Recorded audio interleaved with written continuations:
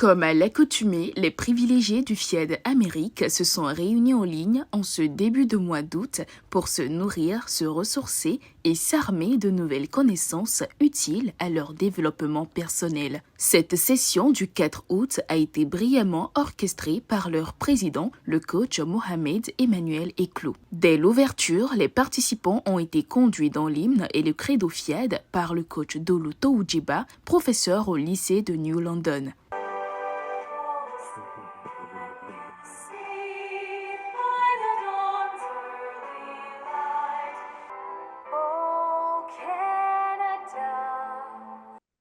Je m'engage Je m'engage à être aussi fort à être fort que rien ne peut perturber ma paix intérieure. Juste après cet hommage, ils ont entamé l'exécution des paroles transformatrices dirigées par le coach Gloria Humbeji, stocker dans un supermarché. Je renonce à ma nature humaine et à ses conditions charnelles. Je renonce à ma nature humaine et à ses conditions charnelles. La voix accueillante qui a décrété la bienvenue à tous les participants fut celle du président FIED Amérique, le coach Emmanuel Eklou. Merci de votre présence à cette rencontre de ce soir. Nous allons tous ensemble profiter des connaissances que nous avons eu à apprendre du coaching et que chacun continue d'appliquer ces outils dans sa vie quotidienne pour bénéficier des résultats que cela produit. S'en est suivi la rubrique des exhortations introduites par le maître de cérémonie lui-même qui a entretenu les participants sur la pression financière. Écoutons pour mieux comprendre. La pression financière, c'est quoi? C'est lorsque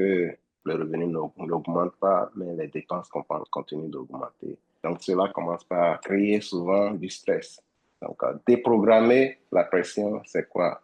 C'est utiliser la phrase du logiciel de l'argent qui dit qu'on le PM l'a partagé dans ce cours, je renonce à tout doute, à toute peur, à toute angoisse en matière d'argent. Et je me reconnais immédiatement à la source d'abondance. En matière de pression financière, je crois qu'il faut éviter de réagir.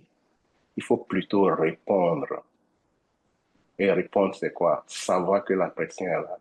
Mais reconnaître aussi qu'on a l'outil qu'il faut pour faire face à la pression. Il a ensuite passé le flambeau au coach Dolu Toujiba qui a développé une communication sur les dépenses utiles pour plaire à Dieu et vivre l'abondance. La prospérité n'arrive pas quand on est prêt. Elle arrive quand on est fidèle. Si on n'a pas encore utilisé ce que Dieu nous a donné déjà, comment on peut lui demander de nous donner encore? Il faut d'abord commencer à utiliser ce que nous avons. Et maintenant, demander, quand ça finit, Dieu saura combler le reste. Pour clore cette séquence d'exhortation, le coach Bénédicte Poudou a abordé avec profondeur le thème de la flexibilité dans le couple. La flexibilité dans le couple, c'est d'avoir cette capacité de connaître l'individualité du partenaire que nous avons choisi pour vivre cette vie à deux ensemble et le vivre paisible. Je voudrais bien dire que c'est une question de négociation aussi.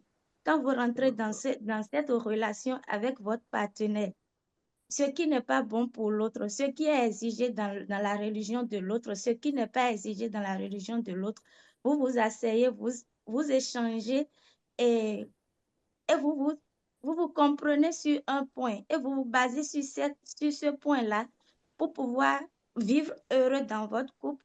La soirée s'est conclue en apothéose avec un tour de table pour recueillir l'avis de chacun des participants.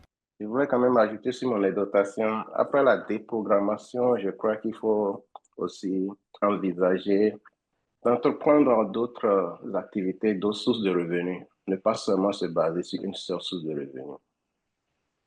Essayer de trouver du temps pour faire quelque chose d'autre, pour faire entrer l'argent.